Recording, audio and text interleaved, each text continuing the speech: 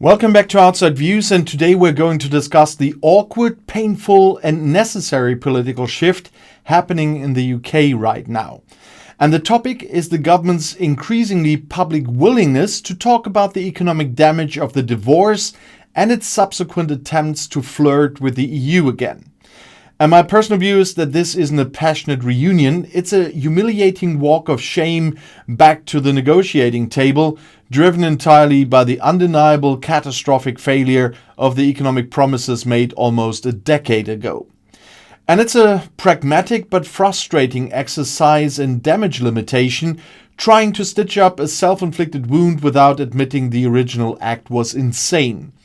And for years, talking about the costs of Brexit was the political third rail, a guaranteed way to derail your career. The government was terrified of upsetting the leave-leaning swing voters it needed to win over. But that silence, that taboo, is now being systematically broken, and the reason is simple. The economic pain is too immense to ignore. And the data is beyond dispute, and the government can no longer pretend that the economy is thriving. Just look at the numbers. Almost 10 years after the referendum, the UK economy is estimated to be 6 to 8% smaller than it would have been without the decision. 6 to 8, not 6 or 7. And this is not a temporary blip. This is a structural, profound economic hit that has eroded the nation's wealth and standing. And investment is down by a massive 12 to 18%, and productivity is lower by 3 to 4%. UK GDP per capita is estimated to have grown 6 to 10% less than similar nations, placing the country near the bottom of the economic league tables. And this is the reality the government is running from, and it's why the political rhetoric has changed so drastically. And the shift has begun this past summer, quietly at first, but with increasing boldness. Ministers like Thomas Symonds began to openly attack the hardline Brexiteers and parties like Reform UK, arguing that their agenda would lead only to more red tape, mountains of paperwork, and a bureaucratic burden. And this was a deliberate political move to draw a line, and to the surprise of many in Downing Street, it landed well. And this emboldened the Chancellor, Rachel Reeves, who then used her major party conference speech to talk up the benefits of improved cross-border mobility for the economy. She went further ahead of the difficult budget, openly damning the effects of a chaotic Brexit. And this isn't just a change in tone, it's a political admission that Brexit is a convenient and necessary thing to blame for the difficult economic situation they inherited and must now manage. So where's this flirting actually leading? The government is pursuing a quiet, pragmatic reset agenda aimed at walking back some of the hardest edges of the original settlement. They want to fix the Brexit-shaped hole in the economy by pursuing new partnerships and easing bureaucratic friction. But here is where the reality check comes in. This current reset plan is simply not enough. Economists at the Center for European Reform estimate that the entire current reset package, if delivered in full, is worth somewhere between 0.3% and 0.7% of UK GDP over a decade. Compare that to the 8% economic hit already sustained. The current fixes are the equivalent of applying a tiny plaster to a massive hemorrhaging wound. They're not much better than the CPTPP everyone was celebrating at the time. We see this limited scope playing out in the implementation.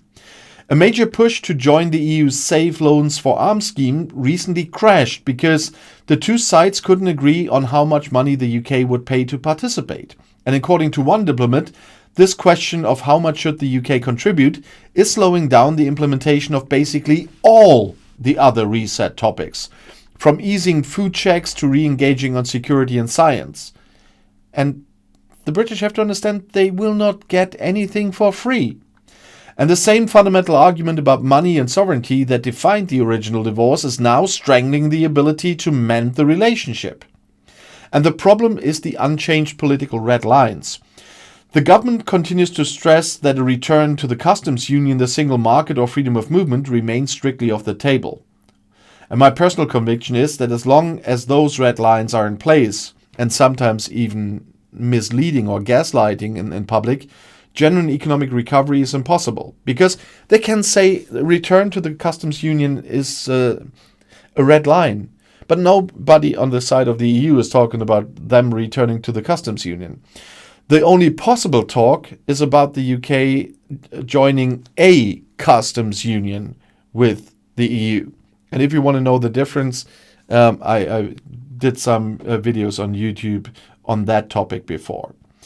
And most economists agree, if the primary goal is growth, rejoining the customs union would be one of the easiest and most effective levers the government could pull, but not the easiest to do. That's why I am also always talking about a customs union, not the customs union, because there are so many barriers between the UK and the customs union and the single market. Won't happen. And the only thing stopping any reasonable stuff like a customs union is politics. And there are reports that some of the Prime Minister's close economic allies raised rejoining the customs union as a viable option ahead of the budget, only to be rejected. Well, I would reject them from the EU side as well. They really must start to understand how everything works, honestly. And if I read the comments below my videos and stuff like that, a lot of people still need to find out how the EU works, even almost 10 years after the vote. But this demonstrates that the internal debate is happening and people are pushing at the constraints. And one person with knowledge of government conversations suggested they would be surprised if no single market or customs union is in the 2029 manifesto. And I'm very curious what they will write there. But this suggests that the political shift is a slow creep, a gradual psychological preparation of the public for a future breach of those sacred red lines once the economic gravity becomes truly inescapable. However, even if the government were to suddenly breach a red line, say by applying to join a customs union, applying to rejoin the customs union will probably be riding a dead horse. But European diplomats are clear. It would not be a quick fix in any way. The relationship has been damaged for so long that progress on everything from veterinary checks to emissions trading and education programs is painstakingly slow. And the EU is not sitting around waiting.